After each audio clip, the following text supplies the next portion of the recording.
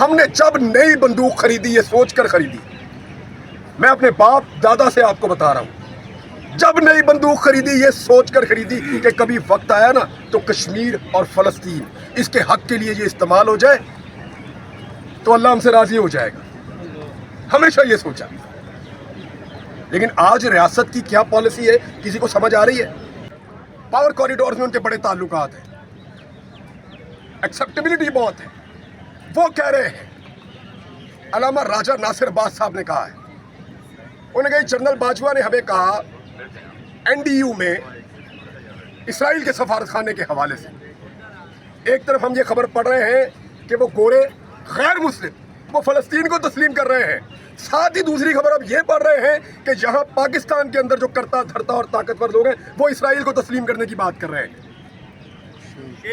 دل ہی ٹوٹ گیا، تکلیف ہوئی ہے۔ 70 سال ہمیں یہ بتایا گیا کہ فلسطین کو اور کشمیر کو آزادی لے کر دینی ہے۔ اسکول کے بچے جانتے ہیں، وہ 2 فٹ بالر نے ان کا نام لے کر بچے بحث کر رہے تھے، میں سن رہا تھا بات ان کی اور میں حیران ہو رہا تھا کہ یہ کس طرف جا رہے ہیں، کیونکہ گٹی میں ہے۔ وہ کہہ رہا تھا وہ فٹ بالر اچھا ہے، وہ فلسطین کو سپورٹ کرتا ہے، یہ اسرائیل کو سپورٹ کرتا ہے، مجھے پسند نہیں ہے۔ گٹی میں ہے اس قوم کی، اس سے آپ نہیں نکل سکیں گے صاحب، بہت بری طرح پھنس جائیں گے۔ چیزوں کو ریویو کریں اور نیچرل انداز میں ویسے چلنے دیں جیسے پاکستانیوں کی منشا ہے۔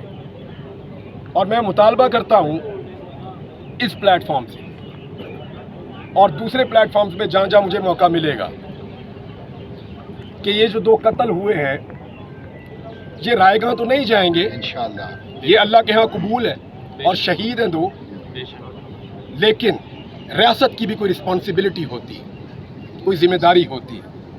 ان کا کام صرف سیاسی پولیٹیکل پارٹیز کے دفتروں پہ یا سیاستدانوں پہ چھاپے مارنا نہیں رہ گیا، ان کا کام صرف ناکوں پہ کھڑے ہو کر شہریوں کو پریشان کرنا نہیں رہ گیا، ان کی اور بھی رسپانسبلٹیز ہیں اور بھی ذمہ داریاں ہیں۔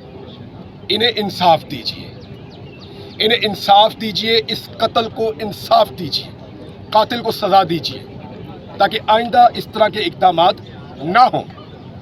لوگ آپ کے اوپر اعتماد کھو رہے ہیں۔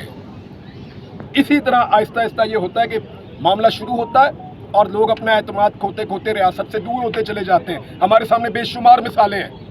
ریاست اور شہریوں کے بیچ میں جب فاصلے بڑھتے ہیں تو اس کا نقصان مملکت کو ہوتا ہے۔